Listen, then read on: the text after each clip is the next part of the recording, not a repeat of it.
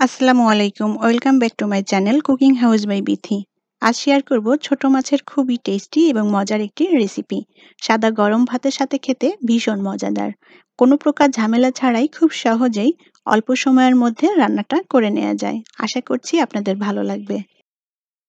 ছোট মাছের চচ্চড়ি রান্না করার জন্য আমি এখানে ২৫০ গ্রামের মতো ছোট মাছ নিয়েছি আর এখানে ৩-৪ প্রকারের ছোট মাছ মিক্স করা আছে। এই মাছগুলোকে খুব ভালোভাবে ধুয়ে পরিষ্কার করে পানিটা ঝরিয়ে নিয়েছি। আর নিয়েছি পেঁয়াজ কুচি। আমি এখানে পেঁয়াজটা একটু বেশি করে দিয়ে রান্না করব। আর ছোট মাছের মধ্যে পেঁয়াজটা একটু বেশি দিয়ে রান্না করলে মাছটা খেতে খুবই মজার হয়।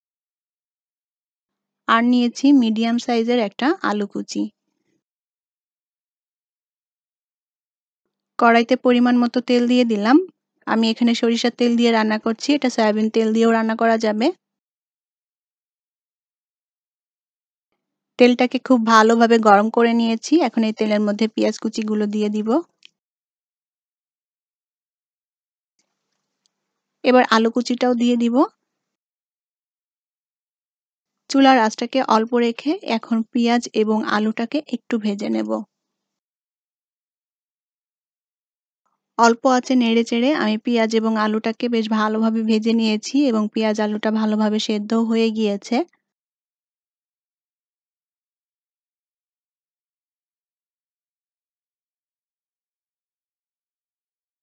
এবার এর মধ্যে সামান্য একটু পানি দিয়ে দিব যাতে পেঁয়াজ আর আলুটা পুড়ে না যায়। দিয়ে দিব পরিমাণ মতো লবণ। ১ চা চামচ দিয়ে দিব ধনিয়া গুঁড়া। সামান্য পরিমাণ শুকনা মরিচের গুঁড়া দিয়ে দিব একটু কালারের জন্য। আর দিয়ে দিব ১/২ চা চামচের মতো হলুদ গুঁড়া। ১/২ চা চামচ দিয়ে দিব জিরা বাটা। ১০-১২টা কাঁচামরিচ চিকন ফালি করে কেটে নিয়েছি। এখন কাঁচামরিচগুলো দিয়ে দিব। আমি একটু ঝাল করে চচ্চড়িটা রান্না করব। আর চচ্চড়িটা একটু ঝাল হলে খেতে বেশি ভালো লাগে। এবার খুব ভালোভাবে নেড়েচেড়ে একটু কষিয়ে নেব। মসলার সাথে আলু, পেঁয়াজ খুব ভালোভাবে নেড়ে কষিয়ে নিয়েছি।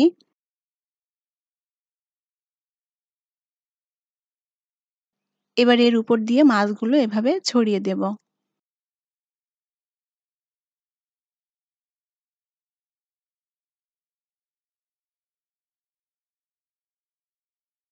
আর এই ছোট মাছটা খুব বেশি নাড়ানাড়ি করা যাবে না, তাহলে মাছটা একদম ভেঙে যাবে। আলতো করে একটু নেড়ে মসলার সাথে মিশিয়ে দেব। খুবই সহজ একটি রান্না আর খুবই অল্প সময়ের মধ্যে এই ছোট মাছের তরকারিটা রান্না করে নেওয়া যায়। আর এটা সাদা গরম ভাতের সাথে খেতে অসম্ভব মজার। পরিমাণ মতো পানি দিয়ে দিলাম যাতে মাছটা ভালোভাবে সেদ্ধ হয়ে যায় আর মসলাটাও সবকিছুর সাথে ভালোভাবে মিশে যায়। পানিটা দিয়ে এখন মিডিয়াম আঁচে মাছটাকে রান্না করে নিব। এখনো যারা আমার চ্যানেলে নতুন, আমার চ্যানেলটি সাবস্ক্রাইব করেননি, তারা প্লিজ আমার চ্যানেলটি সাবস্ক্রাইব করে নিবেন এবং পাশে থাকা ছোট্ট বেল বাটনটি ক্লিক করে দিবেন। এতে করে আমি যখনই কোনো ভিডিও আপলোড করব সাথে আপনাদের কাছে নোটিফিকেশনটি পৌঁছে যাবে। আর যারা অলরেডি আমার চ্যানেলটি সাবস্ক্রাইব করে নিয়েছেন তাদেরকে অসংখ্য ধন্যবাদ। আমার ছোট মাছের চচ্চড়িটা প্রায় রান্না হয়ে এসেছে। আমি এখানে কোনো প্রকার ঝোল রাখবো না। ঝোলটা একেবারেই শুকিয়ে ফেলবো। তেলটা উপরে উঠে আসবে, এইভাবে চচ্চড়িটা করব।